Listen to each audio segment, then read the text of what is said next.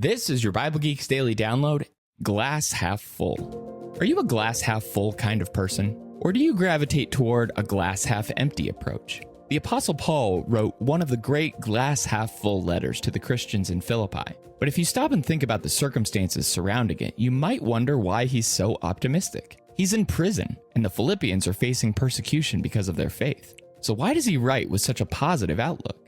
He says in Philippians 1:12-14, "I want you to know, brothers, that what has happened to me has really served to advance the gospel, so that it has become known throughout the whole imperial guard and to all the rest that my imprisonment is for Christ. And most of the brothers, having become confident in the Lord by my imprisonment, are much more bold to speak the word without fear."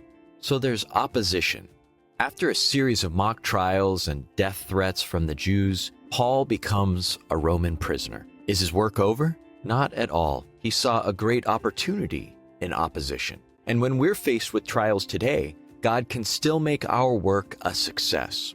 As the Jewish teacher Gamaliel said, "If this plan or this undertaking is of man, it will fail. But if it is of God, you will not be able to overthrow them." Acts 5:38-39. Don't be discouraged when you face difficulty. God is still at work in you, even when the glass seems almost empty. And then there's advancement.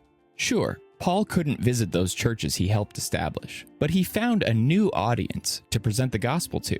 He looked for new ways to teach, and the good news of Christ spread as a result. Wherever you are in life, there's always more work to do. While you may not be able to serve Christ in the same ways that you used to, there are ways that you can work for him today. Don't get too attached to the past. Consider how to serve the Lord today. Finally, there's boldness.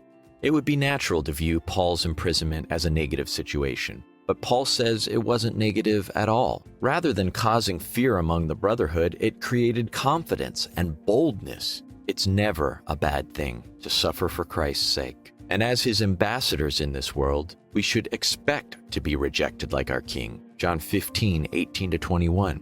But we can confidently bear up in trial, knowing that if we endure, there's a reward waiting for us in the end. Hebrews 10:32-36. May we all develop an outlook like Paul, to stay positive, even in our struggles. Thanks for tuning in, and may the Lord bless you and keep you today. Shalom.